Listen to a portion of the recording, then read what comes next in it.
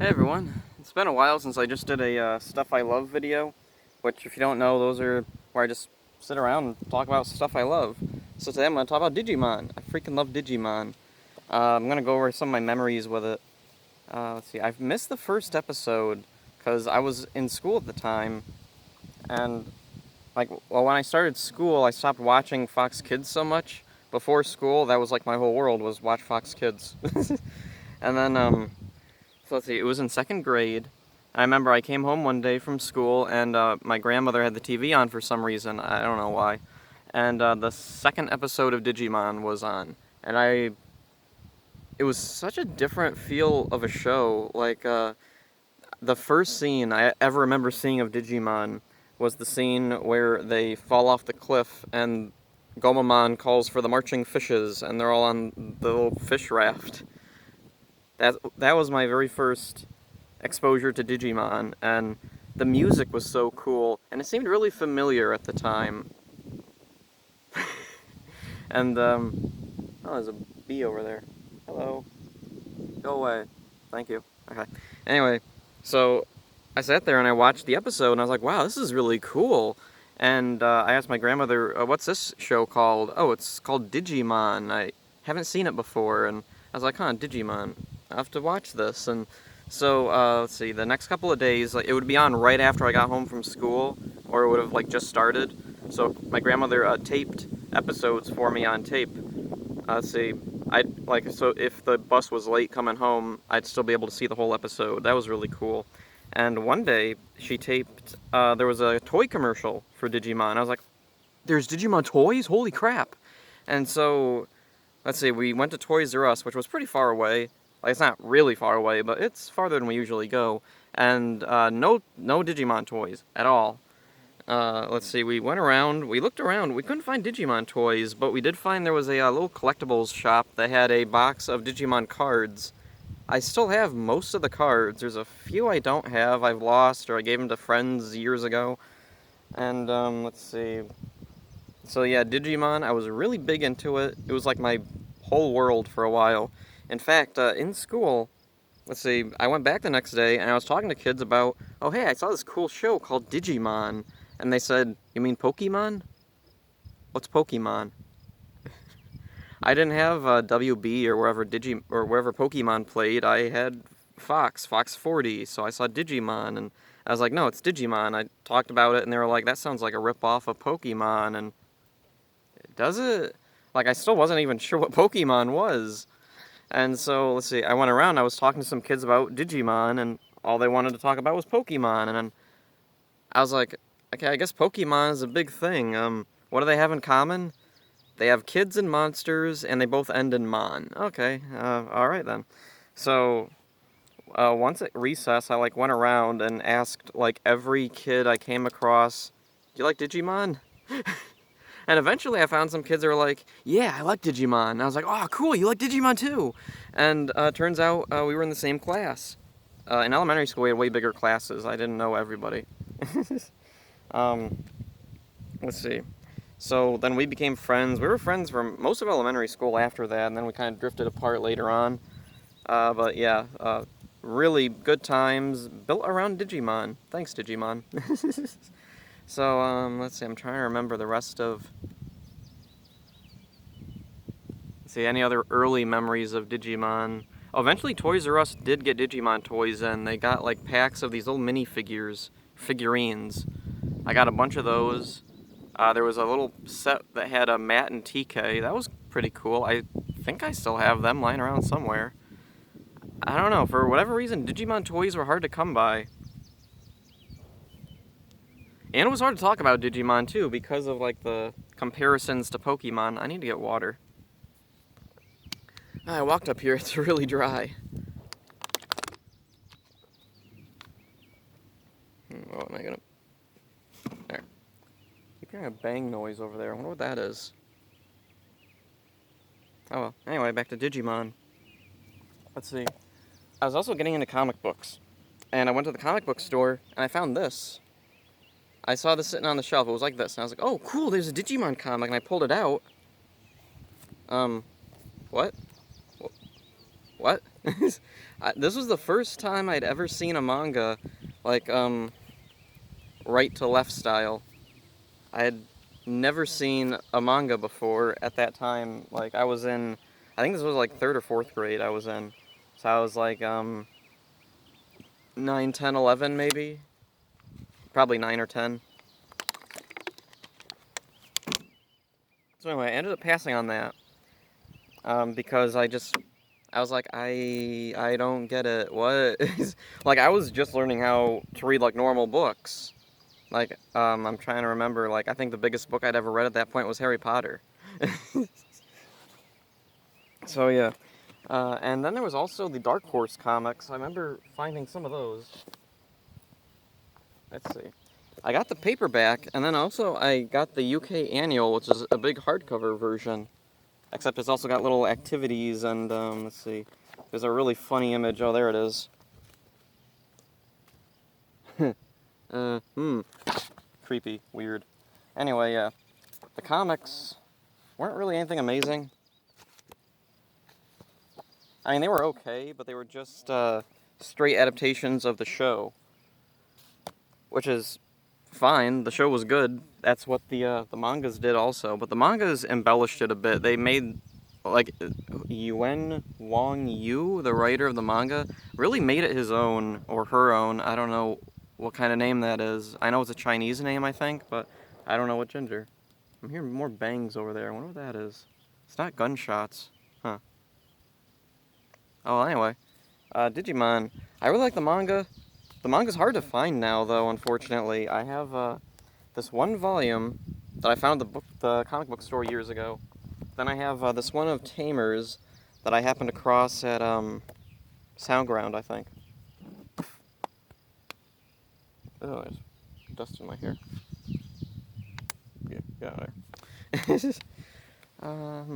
Yeah, the Dark Horse comics were kind of lame. I didn't like the artwork. The artwork was trying too hard to look like the show, and whoever the artist was just could not get it right.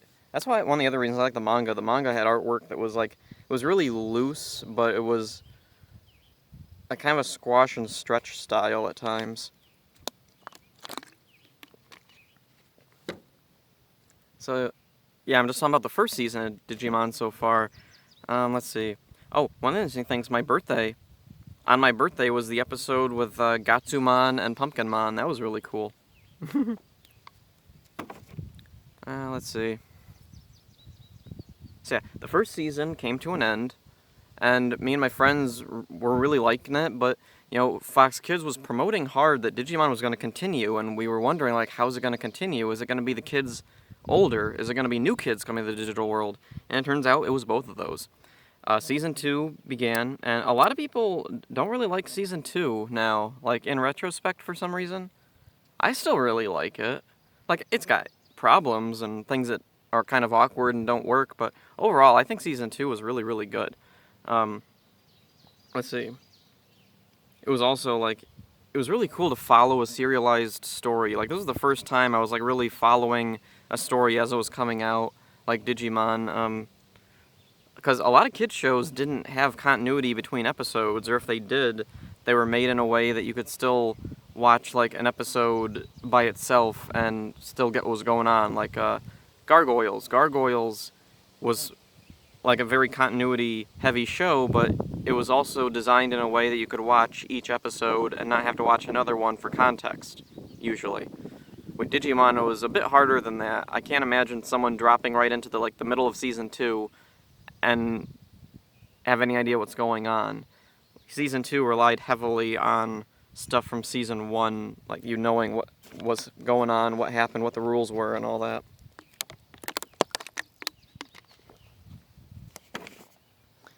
And then Season 2 ended and Season 3 began. And so again, we were wondering, like, how's it going to continue? Is it going to be the kids of the Season 2 kids and the Season 1 kids doing something? But no, it wasn't that. It wasn't them again. It was completely new kids in a completely new world with new rules and completely different tone. And I wasn't really into it as a kid. Season 3, Tamers, is... Oh, there's a bee again there. Tamers I liked it as a kid, but I wasn't like as super into it as I was the first 2 seasons. Waiting for that bee to leave. I don't want to move.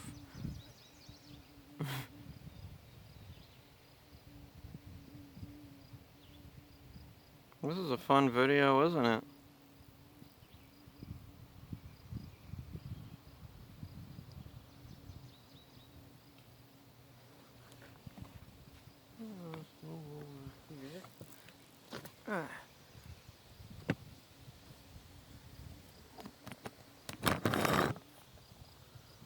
I'll move over here, and maybe that bee won't be bothering me so much. So anyway, Season 3 of Digimon, I really liked Impmon. He remains one of my favorite Digimon of the entire series, but the tone just wasn't the same. It wasn't what I wanted, really.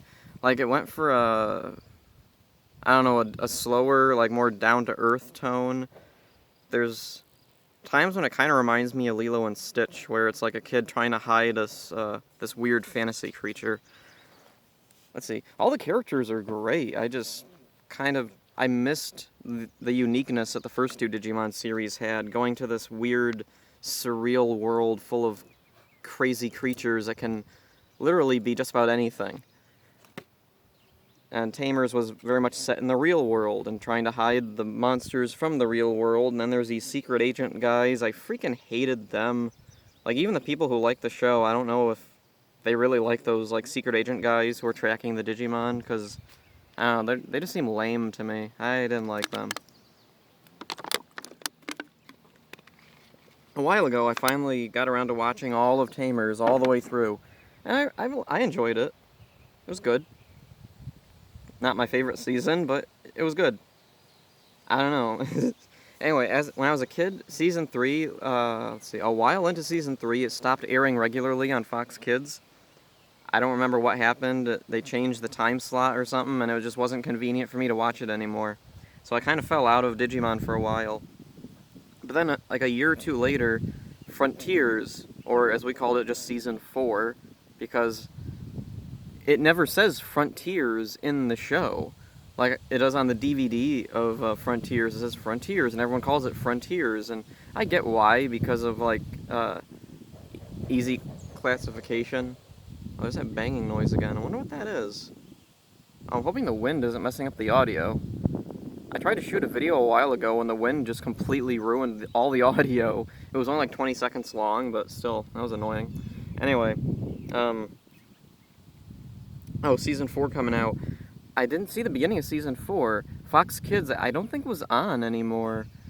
But, let's see, I was going to school, I come back, and my grandma says, oh, hey, there's a new Digimon show on 40. And I'm like, there is? And yeah, it aired weekday mornings, not part of Fox Kids, just as part of, like, a morning kids block or something. That was weird. But I was happy. I was happy to see more Digimon, and I really liked Frontiers because it kind of went back to that tone and style of the first season, where we have these couple of kids in this weird, surreal world. Except in Frontiers, the really weird thing was that there's no partner Digimon. It's the kids who become their own Digimon. I thought that was a really unique and cool idea. And I really liked the villains. The villains were lots of fun. I really liked the main characters. They were really fun. Way better than, like, I don't know, a lot of the characters in Season 3 just kind of struck me as kind of cardboard, but the characters in 4 were a lot better. I don't know, that's an unpopular opinion, I know, but it's my opinion. And then after, oh yeah, I never saw the ending of Frontiers originally, because it was like getting up to the end, and then just suddenly, it stopped airing. We looked all over, like, we bought a newspaper, looked in the TV guide section, no information. I went down to the library, I tried looking up, like, a schedule online, I couldn't find it. I don't know what happened, but man, they sucked at airing that show, I guess. Eventually, when I got the DVDs, then I was able to see it all the way through, and I saw that, okay, I wasn't really missing a whole lot. But I would have liked to see it when I was a kid, even if it was just, like, the ending of Frontier, it just drags forever. There's these couple of Digimon, these bad guys, they're fighting the good guys, they fight them back, episode after episode after episode, and it's just the same thing over and over again until finally the good guys win the end. Okay. It was like the Winx series where they're in the ocean, and every episode is they fight Tritanus. Every episode, they fight Tritanus, then they pull back. They fight Tritanus, then they pull back. They fight Tritanus, then they pull back. And then all of a sudden they beat him, and I'm guessing it's because they hit the number of episodes they had to hit.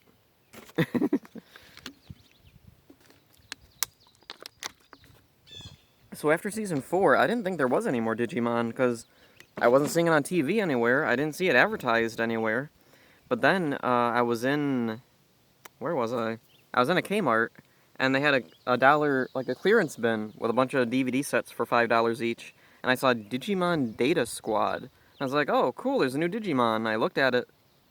Okay, I see this guy with red hair, completely different art style than the original. There's an Agumon who looks a bit different than the original Agumon. He has red bands on his hands. I don't know what that's about.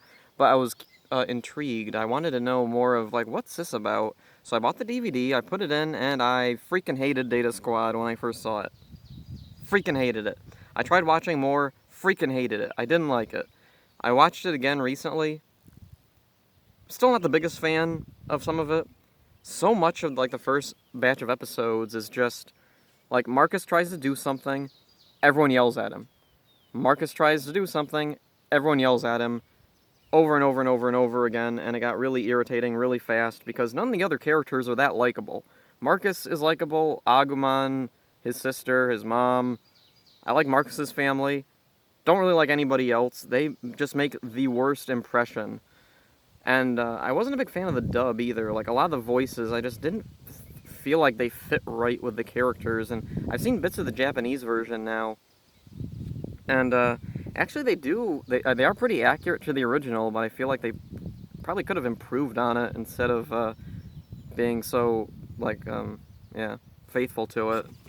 But, I don't know, it's a weird thing, because if they changed it, then I'd be mad about them changing it, for better or for worse.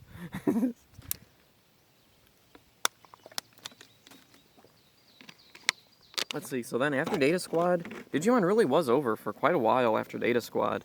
I remember finding there was a DS game. I got a DS for Christmas once, and one of the first games I bought for it was Digimon World DS. And, excuse me, I was super excited to play this because I was such a big Digimon fan, and I really wanted Digimon games, but a lot of Digimon games just didn't appeal to me.